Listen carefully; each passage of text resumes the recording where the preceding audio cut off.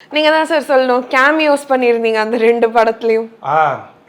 அதுக்கப்புறம் பவித்ரா சாரோட 2 படம் ஒர்க் பண்ணும்போதும் நான் வந்துட்டு அதில் வந்து நானா அதில் கேமியோலாம் இந்த சீன் நான் பண்ணுறேன்னு கேட்டது கிடையாது. டேரக்டராக தெரியும் சொல்லுவார், யோ அதை நீயே பண்ணிடு அப்படிம்பாரு. அதனால் எனக்கு எது வரப்போகுதுன்னு தெரியாது. நிச்சயமாக இல்லை ஏதோ டேரக்டர் நம்மளை பண்ண சொல்ல போகிறாருன்னு தெரியும். சூரியன் கூட அந்த ஒரு போஸ்ட் ஆஃப் சீன் பார்த்துருப்பீங்க. அந்த சீன் ஆக்சுவலி முதல்ல நான் கிடையாது, அதுக்கு ஒரு ஆர்டிஸ்ட் தான் போட்டிருந்தாங்க.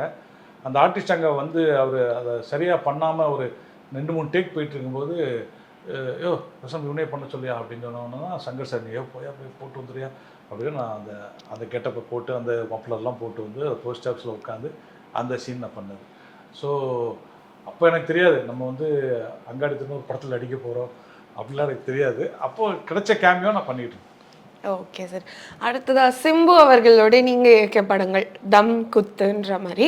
பட் சிம்பு அவர்கள் மேலே இன்னைக்கு நிறைய அலிகேஷன்ஸ் இருக்கு. லேட்டாக தான் வருவாருன்னு ஏகப்பட்ட கான்ட்ரவர்சி, ஒரு கான்ட்ரவர்சி நடிகர்னே அப்போன்னு சொல்லலாமே. ஸோ நீங்க இயக்கிய டைம்ல அவர் எப்படி இருந்தார் சார்? நான் இயக்கின டைம் மட்டும் இல்லைங்க, எப்போவுமே ஒரு கரெக்டாக தான் இருக்காரு. இந்த அலிகேஷன்லாம் சும்மா கிளப்பி விட்டுட்டு இருக்காங்க. நான் சிம்பு அதாவது வந்து என்னென்னா, எப்படி சரஸ்தார சொன்னேன் இல்லையா, சினிமாவில் எனக்கு ரொம்ப அதுமாதிரி சினிமாவில் நான் பார்த்து வியந்த ஒரு நல்ல மனிதரில் அவரும் ஒருத்தர். ஏன்னா சரஸ்தார் கூட நான் எப்போனாலும் தொடர்பில் இருக்கலாம், சிம்பு சார்லாம் அப்படி கிடையாது. ஆனால் சிம்புவை பொறுத்த வரைக்கும் என்ன கேட்டிங்கன்னா, அவர் வந்து ஒரு பெர்ஃபெக்டான ஆக்டருங்க. இது கிளப்பி விட்ட விஷயம் தான். இடையில வந்து அவர் லேட்டாக வராரு, அவர் வரமாட்டேக்காரு, சொன்னாட்டேது எல்லாமே சொல்லிட்டு தான் செய்வார். எதையுமே அவர் சொல்லாமலாம் செய்ய மாட்டார். நாளைக்கு காலைல 11 மணிக்கு தான் வருவேன்னு சொல்லுவார் முதல் நாளே. அதுமாதிரி 11 மணிக்கு வந்துடுவார். நாளைக்கு நான் வரமாட்டேன் பாரு, ஒம்படியாக ஷூட்டிங் வச்சுட்டு வரலேன்னு சொன்னால் அதுக்கு அவர் என்ன பொறுப்பு பண்ணு. வரமாட்டேன்னு சொன்னவர், நாளைக்கு நான் வரமாட்டேன் எனக்கு உடம்பு சரியில்லை 2 நாள் நீங்கள் விட்டுருங்கன்னா, நீங்கள் ஷூட்டிங்கை வச்சுட்டு அவர் வரலேன்னு அலிகேஷனை கிளப்புறதுங்கிறது எந்த விதத்துலையும் நியாயமாக எடுத்துக்க முடியாது. தன் மனதில் உள்ளதை எந்த ஒளி முறையும் இல்லாமல் சுத்தபுத்த யார் இருக்காங்க, இதை இப்போ சொல்லாமா அப்போ சொல்லாமலாம் பார்க்காம நான் தான் இப்படித்தான் அப்படின்னு இருக்கக்கூடிய ஒரு ஆள் யாருன்னா சினிமாவில் சிம்பு அவர்கள் தான். எனக்கு அதனால் வந்து என்னன்னா, அந்த இடத்துல அலிகேஷன் வரும்போது நானே வாலண்டியராக ஒரு வீடியோ போட்டேன். சிம்பு வந்து அப்படிலாம் கிடையாது, அவர் பெர்ஃபெக்டாக வரக்கூடியவர். நீங்கள் பார்த்தீங்கன்னா அப்படி ஒரு பிரச்சனை மணிரத்னம் சார் 2 படத்தில் அவரை வச்சு இயக்கியிருப்பாரா? மணிரத்னம் சார் எவ்வளோ பெரிய டேரக்டர், எவ்வளோ பெர்ஃபெக்டான ஒரு ப்ரொடக்ஷன் கம்பெனி வச்சுருக்காரு, எவ்வளவு பிளான்டாக படம் பண்ணுற இயக்குனர் எல்லாரும் தெரியும். அவர் 2 படத்தில் கண்டினியூஸாக அவரை கூப்பிட்டு பண்ணுறாரு. வெற்றிமாறன் சார் அரசன் பண்ணிகிட்டு இருக்காரு. ஸோ வந்து சிம்பு அவர்களை பொறுத்த வரைக்கும் வந்தோம்னா ஒரு கரெக்டான ஒரு ஆக்டரு, அதை ஹேண்டில் பண்ணுறது தப்பாக ஹேண்டில் பண்ணிட்டு அவர் மேலே குறை சொல்கிறதுங்கிறதுல எனக்கு உடன்பாடும் கிடையாது, அதை நான் ஒத்துக்கவும் மாட்டேன். ஓகே, உங்கள் எக்ஸ்பீரியன்ஸ் வித் சிம்பு? ஏன் எக்ஸ்பீரியன்ஸ்லாம் 5 மணிக்கெலாம் வந்திருக்காருங்க. அவர் 5 o'clockலாம் வந்திருக்காரு, 7 o'clockனா 7 o'clock வந்திருக்காரு, சம்டைம்ஸ் 11 o'clock வருவேன் பாரு 11 o'clock வந்திருக்காரு. அதே மாதிரி ஒரே டேக், அது எந்த விஷயம் எந்த டேக்காக இருந்தாலும் ஒரு டேக் தான். இந்த 5 மணிக்கு வந்த விஷயம் மட்டும் என்னால் மறக்க முடியாது. என்னென்னா, அன்றைக்கி பர்டிகுலர் கேமராமேன் சொல்கிறாரு, சார் நாளைக்கால் அது சன்ரைஸில் எடுத்தால் சூப்பராக இருக்குது இந்த ஷாட்டு அப்படின்றாரு. அப்போது எங்கள் அசிஸ்டன்ஸ்லாம் வந்து சன்ரைஸா சிம்பு வச்சு அவரெலாம் வரமாட்டாங்க 5 மணிக்கு அப்படின்றாங்க. நான் இல்லை சார் கேட்டு பார்க்கலாம் சார் போய் நான் அவர்கிட்ட போய் ஒரு ஷாட் எடுக்கணும் காலையில் 5 மணிக்கு, நான் வர முடியுமா அப்படின்னு. அது எதுக்கு 5 மணிக்கு அந்த ஷாட்டு அப்படின்னாரு. இல்லை சார் அது சன்ரைஸ் வரும்போது அதை முன்னாடி நீங்கள் நிற்கும்போது ஃபோட்டோகிராஃபி சூப்பராக இருக்கும், கேமரான் ஃபீல் பண்ணுறாரு. அது 7 மணிக்கு எடுத்தால் அந்த ஃபீல் வராதா அப்படின்னாரு. அதில் இல்லைங்க, ஆரஞ்சு ஸ்கை, அதுக்கப்புறம் அதில் நீங்கள் நிற்கிறது லைட்டு அதெல்லாம் நல்லாயிருக்கும். அப்போ சரி வந்துடுறேன் அப்படின்னு. சார் வந்துட்டு தூங்கிடக்கூடாது நீங்கள், ஏன்னா நமக்கு வந்துட்டு நாளைக்கு அந்த சன்ரைஸ் போட்டால் அது எக்ஸ்ட்ரா பேட்டா ப்ரொடியூசர் கொஷின் கேட்பார். வர முடியாதுன்னா நீங்கள் இப்போவே சொல்லிடுங்க, ஏன்னா யாரும் நீங்கள் வரமாட்டேங்கன்றாங்க. ஏன் சார் நான் 7 மணிக்கு சொல்லி 7 மணிக்கு வரலையா? 11 மணிக்கு வருவேன் நான் தானே சொல்லிட்டு போகிறேன், 11 மணிக்கு வந்திருக்கேன்ல, நாளைக்கு நான் வந்துடுவேன். இல்லை சார் சப்போஸ் நீங்கள் நான் தூங்கிக்கிட்டீங்கன்னா அதனால சொல்கிறேன். வந்துடுவேன் சார் 5 o'clock நீங்கள் பிளான் பண்ணி வந்துடுவேன் அப்படின்ட்டு. நீங்கள் எத்தனை மணிக்கு வருவீங்க அப்படின்னாரு. நான் 4:45 வந்துடுவேன். அப்போ ஓகே நான் 5 o'clock வந்துடுவேன் அப்படின்னாரு. சரின்னு சொல்லிட்டு மறுநாள் காலையில், ஆனால் எல்லோரும் சொல்கிறாங்க சார் தூங்கிடுவார் வரமாட்டார், அப்புறம் ஏதாவது ரீசன் சொல்லுவார் பார்த்துக்குவோம். அவர் வார்த்தை கொடுத்தா கரெக்டாக இருக்குங்க வந்துடுவாருங்க அப்படின்ட்டு. ஸோ அப்போவே இந்த அலிகேஷன்ஸ்லாம் இருந்தது அவர் மேலே? அலிகேஷன் இருந்துச்சுன்னா அப்படின்னு கேட்டிங்கன்னா, அவர் வந்து இப்போ சப்போஸ் காலைல 7 மணிக்கு வரேன்னு சொல்லியிருக்காருன்னு வச்சுக்கோங்களேன். அன்றைக்கி நான் முந்தின நாள் நைட்டு ஏதாவது அவருக்கு ஒரு தூங்க லேட் ஆகிடுச்சுன்னா காலையில் ஒரு 1/2 hour 45 minutes லேட்டாக வருவார். அது எல்லோரும் வர்றத இயற்கையான ஒரு விஷயம் தான் வச்சுக்கோங்க. அதை வந்து அலிகேஷன் உண்டு. ஆனால் 5 மணி கால் ஷீட்டுங்கிறது வந்து உங்களுக்கு 7 மணி 4 மணிக்கு எந்திரிக்கணும். எந்திரிச்சு ரெடியாகி வந்தால் தான் 5 மணிக்கு வர முடியும். ஸோ இவர் 4 மணிக்கெலாம் எப்படி எந்திரிப்பார் ஒரு ஹீரோ? இது வரைக்கும் அப்படி வந்து அவர் கால் ஷீட் அப்படி போட்டதே கிடையாது எங்கள் படத்தில். 7 மணி 8 மணி அப்படி தான் போட்டு கூப்பிட்டுருக்கு, நீங்கள் 5 மணிக்கு கூப்பிட்றீங்களான்னு எல்லாரும் என்கிட்ட சொல்கிறாங்க. நான் அவர்கிட்ட போய் கேட்டுட்டு தானே போயிட்டுருக்கேன், வந்துடுவார் நம்பிக்கை இருக்குது. நான் காலையில் 4:45 போனேன். 4:45 நான் ஸ்பாட்டில் போய் இறங்குறேன். 4:30 மணிக்கு அங்கே ஒரு சேர் போட்டு உட்காந்துருக்காரு. Sir good morning. நீங்கள் யார் வந்து பார்த்தா, ஏங்க உங்களை 5 மணிக்கு தான் வர சொல்லிச்சு அப்படின்னா, நான் 4:30 வந்துட்டேன் அப்படின்னாரு. சரின்னு ஷார்ட் எடுத்துட்டோம். எடுத்து முடிச்சு நான் கேட்டேன், ஏங்க எல்லோரும் நீங்கள் தூங்கிடுவீங்க, மிஸ் ஆயிரும்னு சொன்னாங்க, எப்படிங்க வந்தீங்க? தூங்கினா தானே அப்படின்னாரு. தூங்கலையா? நான் தூங்கவே இல்லை, தூங்கினா எந்திரிக்க முடியாது தெரியும். ஸோ நைட் ஷோ படம் போனேன், நேராக அப்படி சிட்டியை ஒரு ரவுண்டு விட்டேன். 3:30 மணிக்கு இங்கே வந்துட்டேன், ஸ்பாட்டுக்கே வந்துட்டேன். இங்கே சேர் போட்டு நான் பாட்டுக்கு படுத்துட்டேன். 4 மணிக்கு ஹெல்ப் பண்ணுறா, 4 காலுக்கு ஹெல்ப் பண்ணுறா, டேரக்ட் 4:45 இருக்கார். 4:30 மணிக்கு நான் ரெடி ஆகணும்னு சொல்லி ஃபேஸ் வாஷ் பண்ணிட்டு ஃப்ரெஷ்ஷாக போய் உட்காந்துருக்கேன். 7 மணிக்கு 5 மணிக்கு ஒரு ஷார்ட் எடுத்துட்டோம். 7 மணிக்கு நான் ஒரு ரெஸ்ட் விட்டேன். நீங்கள் இப்போ 2 மணி நேரம் தூங்கிட்டு வாங்க சார், நம்ம வேறு சீன் எடுக்க போகிறேன், நீங்கள் 9:30 10க்கு வந்தால் போதும் அப்படின்னு. அந்த ஒரு கம்ஃபர்ட்டை கொடுத்துட்டோம்னாலே எல்லா அவர் மட்டும் இல்லை, எல்லா ஆர்டிஸ்ட்டுமே இதாகிடுவாங்க. ஸோ என்னை பொறுத்த வரைக்கும், சிம்பு அவரை பொறுத்த வரைக்கும் அந்த வந்த அலிகேஷனும் சரி, இப்பவும் சரி, எந்த அலிகேஷன் வந்தாலும் நான் ஒத்துக்க மாட்டேன். ஓகே, நீங்கள் சொன்ன இந்த இன்சிடென்ட் எந்த படம் சார்? தம். தம். ஓகே. குத்துலாம் எனக்கு சட்டன்னு நடந்த படம். அதிலலாம் 7 o'clockனா 7 o'clock, 9 o'clock 9 o'clock, sometimes night போவேன், எக்ஸ்டெண்ட் பண்ணுவேன். அப்போ கேட்பாரு, நைட்டு போகிறீங்களா? அப்போ நாளைக்கு காலம் நான் வரமாட்டேன். நாளை நான் உங்களுக்கு வர சொல்லி நாளைக்கு காலம் நீங்கள் 11 o'clock வந்தால் போதும் அப்படின்னா, நைட்டு 9 மணிக்கு இருந்து பண்ணி கொடுத்துட்டு அவர் போயிடுவார். அந்த நிழலாய் இல்லை அதானே, அது என்ன பாட்டு, ஒரு பாட்டு வரும் எனக்கு இதில், தம் படத்தில் ஒரு குத்தில், ஆமாம் குத்தில் தான் வரும். அந்த பொண்ணு கை தொட்டானோன்னு ஒரு சாங் ஒன்று வரும், அப்படி கையை வச்சுட்டே பண்ணுவார். கரெக்ட். குத்து படத்தில் வந்து பார்த்தீங்கன்னா அவர் ஒரு பாட்டு வரும், அந்த பொண்ணு கை டச் பண்ண உடனே ஏனை தீண்டி விட்டால் தீரி தூண்டி விட்டால் அப்படின்னு பாட்டு வரும். அந்த ஷார்ட் எடுக்கிறப்போ நான் அவர் வந்து ஒரு படத்துக்கு டிக்கெட் எடுத்து வச்சுருக்காரு. நான் போய் ஆகணும். என்கிட்ட சொன்னீங்களா நைட்டை ஃபைட், நீங்கள் சொல்லவே இல்லை, இப்போ நீங்கள் நைட் இருந்தீங்க, நான் வந்து 6 மணிக்கு பேக்கப் பண்ணி டிக்கெட் எடுத்து வச்சுருக்கேன், சென்னையில் தான் எடுத்துகிட்டு இருந்தேன் அந்த சீக்வன்ஸ். நான் போய் ஆகணுன்ற நான் சொன்னேன், இருங்க எங்கள் படம் எத்தனை மணிக்குங்க? படம் பார்த்தா 7:15. நான் உங்களுக்கு நான் வந்து இங்கேருந்து நான் 6:30க்கு அனுப்புகிறேங்க, நீங்கள் அங்கே போய் 7:15 போயிடலாங்க, தேட்டருக்கு ½ அன் ஹவரில் போயிடலாம், 7க்கு போயிடலாம், 7:15 தானே படம், 6 to 6:30 இந்த ஷார்ட் எடுத்துருந்தேன் அப்படின்னு சொல்லி அந்த 6 to 6:30 எடுத்து ஒரு மற்றவங்கள இருந்தால், இல்லை சார் எனக்கு நைட் அப்படின்னு சொல்லலை சார், நான் கிளம்புற சார்ட்டு போயிடுவார். நான் அவரை ரெக்வஸ்ட் பண்ணி ½ அன் ஹவரில் அதை எடுத்தேன் அந்த ஷார்ட். அதாவது அது நிறைய ஷார்ட் வரும் அந்த படத்தில், அதில் ஒரு பர்டிகுலர் ஷார்ட் சொல்கிறேன். ஒரு கல்யாண மண்டபத்தில் அவர் கிஃப்ட்டை கொடுத்துட்டு அப்படி போவார், அந்த ஷார்ட் எடுத்தார். அது நல்லா நான் இருக்காங்க. அப்படி வந்து அவரை வச்சு நம்ம வந்து பிளான் பண்ணி பண்ணுறப்போ வந்து அதை ரொம்ப ஒரு கோஆப்ரேட் பண்ணக்கூடிய ஒரு ஆர்டிஸ்ட் தான். ஓகே.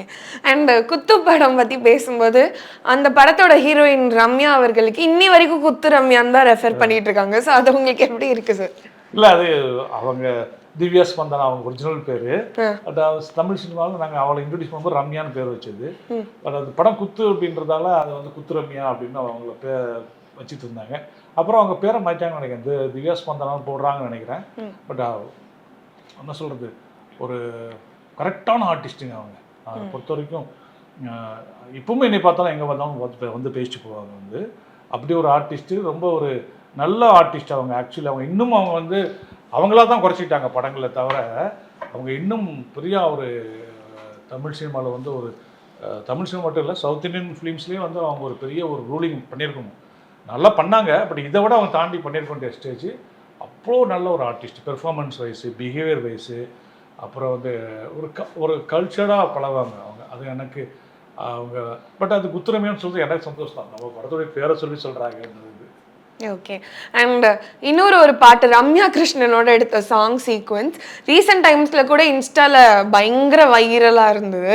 ஸோ அந்த சாங் பற்றி ஏதாவது எக்ஸ்பீரியன்ஸ் எக்ஸ்க்ளூசிவாக எங்களுக்கு சொல்லுங்கள். அது வந்து போட்டு தாக்கு வர அந்த பாட்டு வந்து நான் வந்து சொல்கிறது தான், அது வந்து ஸ்ரீகாந்த் தேவா தான் ஆரம்பிக்கணும் அது. ஓகே. ஏன்னா அந்த சுச்சுவேஷன் அப்போ நான் சொல்லிட்டேன், இந்த மாதிரி ஒரு சுச்சுவேஷனு, அது வந்து ரம்யா கிருஷ்ணனும் இவரும் ஆட போகிறாங்க. எனக்கு வந்து தேட்டர் ஆடணும். நீங்கள் ரம்யா கிருஷ்ணன் தான் டிசைட் பண்ணிட்டோம். அந்த சாங் கம்போசிங்லேயே நாங்கள் ரம்யா கிருஷ்ணன் ட்ரை பண்ணுறோம். இன்னும் சொல்லணும்னா ரம்யா கிருஷ்ணனுக்கு அந்த சாங்க்கு நாங்கள் வெயிட் பண்ணி தான் அந்த கால் ஷீட் வாங்கி பண்ணோம். நாங்கள் ஓகே, அவங்க எப்போ கொடுக்கணும் அப்போ பண்ணிக்கிறான்னு சொல்லி தான் அவங்கள்ட்ட அந்த டேட்டை வாங்கிச்சு. 2 days தான் கொடுத்தாங்கன்னு நினைக்கிறேன் அந்த சாங் இருக்கிறதுக்கு. அவங்க அந்த சாங் கம்போஸ் பண்ணும்போது நான் சொல்லிட்டேன், எங்க இது ரம்யா கிருஷ்ணனும் சிம்பு அவர்களும் ஆட போகிறாங்க, குத்தும் சாங் இருக்கும் ஸ்ரீ, தேட்டரே ஆடணும் அப்படின்னோடனே அப்படின்னா அதுக்கு அவர் அந்த போட்டு தாக்கு வரா ஒரு புறா மட்டும் வாலி சார் எழுதினார். போட்டு தாக்கு தரான போட்டு தாக்கு தரான போட்டு தாக்கு போட்டு தாக்கு போட்டு தாக்கு ஹிட்டு சாகு ஒன்று போட்டு தாக்கு வரைக்கும் கம்போசிங்கில் ஸ்ரீகாந்த் எழுதின லிரிக்ஸ் தான் அந்த. அதில் வந்து வரா ஒரு புறா அந்த மாதிரி சின்ன சின்ன வார்த்தைகள்லாம் வாலி சார் சேர்த்து போட்டார். அந்த சாங் கம்போஸ் பண்ண உடனே அது கம்போசிங்கில் அந்த சாங்கை பாடினது சிம்பு அவர் தான் பாடினார். உட்காந்துக்கிட்டு அவர் அந்த லிரிக்கை கேட்டுட்டு அவர் பாடினதை வச்செல்லாம் அப்புறம் நீங்களே தான் சாங்கை பாடணும் அப்படின்னு சொல்லி அவர்கிட்ட இது பண்ணி கம்பல் பண்ணேன். ஸோ எனக்கு வந்து அந்த பாட்டு வந்து கம்போசிங்லேயே கண்ணுக்கு தெரிஞ்சு அந்த பாட்டு ஹிட்டு ஆகணும்னு நமக்கு நல்லா தெரிஞ்சிச்சு. பட் அது இப்போ வரைக்கும் வைப்ஸ் பண்ணிக்கிட்டு இருக்காங்க. வைப்ஸ் எங்கே போனாலும் சாங் கேட்குது.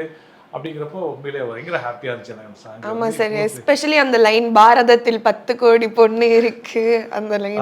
கரெக்ட். அதெல்லாம் வாலி சார் தான். அந்த லைன் எல்லாமே நாங்கள் அந்த டியூனாக தான் கம்போஸ் பண்ணியிருந்தாரு. அதெல்லாம் ஃபுல்லாகவே வாலி சார் வந்து அது வையாத்து பக்கம் போய் நான் அப்படிலாம் வருவாங்க. எல்லாமே வாலி சார் அதில் வந்து செமையாக எழுதியிருந்தார் அந்த சாங்ஸ். அதை அவர் எழுதி வாங்கும்போதே எனக்கு தெரிஞ்சு போச்சு இந்த சாங் வந்து ஒரு பெரிய ஹிட் அடிக்க போகுது அப்படின்னு. அது வந்து காரைக்குடியில் எடுத்தோம். காரைக்குடி லொக்கேஷன் நாங்கள் தங்கியிருந்தது. காரைக்குடிக்கு பக்கத்தில் வந்து ஒரு பெரிய ஃபோர்ட் இருக்குது. அந்த ஃபோர்ட்டில் எடுத்தோம் அது. ஓகே, சாங் பற்றி சொல்லிட்டீங்க, தியேட்டரிக்கல் ரெஸ்பான்ஸ் பற்றி சொல்லுங்கள், எப்படி இருந்துச்சு? தம்மும் சரி குத்தும் சரி தேட்டரில் வந்து பார்த்தீங்கன்னா அவங்க ஆடியன்ஸ் கத்தும் ஆட்டமும். நானும் சிம்பு அவர்களும் மட்டும் ஒரு தேட்டருக்கு போயிருந்தோம் இங்கே சென்னையில்.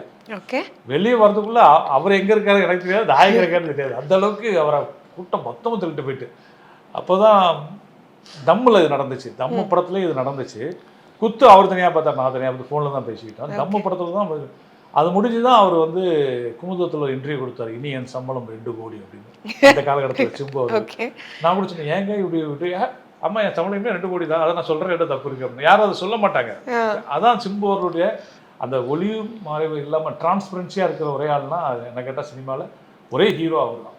ஓகே, அண்ட் உங்களுடைய மற்ற 2 படங்கள் பற்றி பேசலாம். அதில் நடித்த ஹீரோ இனி வரைக்கும் அவர் ஒரு நல்ல பர்ஃபார்மராக இருக்காரு. பட் சம்வேர் அவர் வந்து அண்டர் ரேட்டடாக இருக்காரோ அப்படின்ற மாதிரி ஒரு விஷயம் நிறைய பேருக்கு தோணுது. Which is Arun Vijay. நீங்கள் எடுத்த மாஞ்சாவேலு, மலை இது எல்லாமே இல்லை, அவர்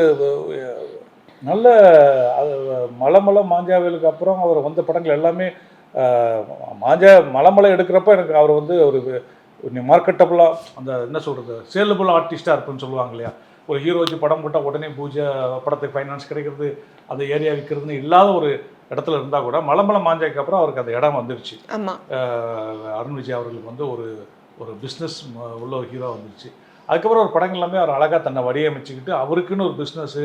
அப்புறம் என்கிட்ட கூட நிறைய பேர் சார் அருண் விஜய் சார் கால்ஸ்ட்டு கிடைக்குமா சார் ஒரு படமெல்லான்னு பின்னாளில் கேட்குற அளவுக்கு வந்து அவர் ஒரு நல்ல ஒரு ஹீரோ வளர்ந்தார்.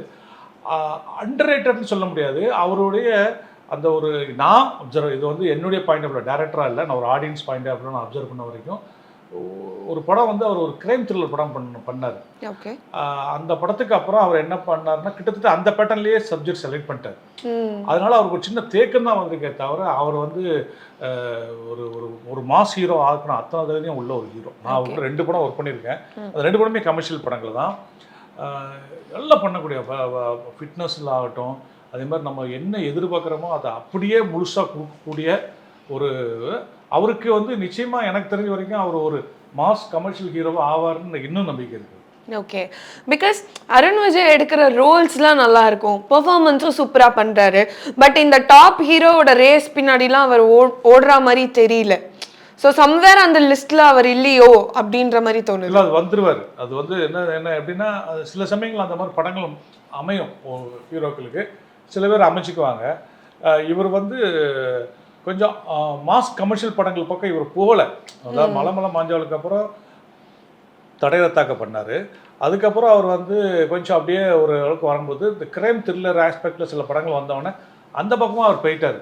அப்படி கொஞ்சம் இது கொஞ்சம் நமக்கு நல்ல ட்ராக்காக இருக்குது, நல்ல இதாக இருக்குது, இந்த ஜோனலில் நான் படம் பண்ணணும்னு பண்ணார்.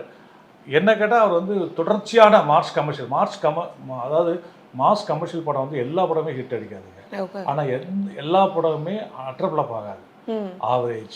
ஆவரேஜ் கொஞ்சம் மேலே அப்படி தான் அந்த படங்கள் போயிட்டே இருக்கும்.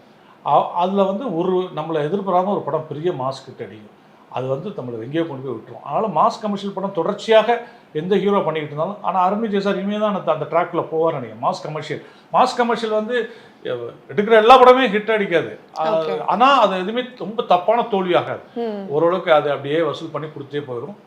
திடீர்னு ஒரு படம் அடித்தா அதுக்கப்புறம் அந்த மாஸ்க் நீங்கள் சொன்னீங்க இல்லையா, அந்த ரேஸ்குள்ளே போயிடுவார், அந்த மாஸ்க் ஹீரோ ரேஸ்குள்ளே போயிடுவார்.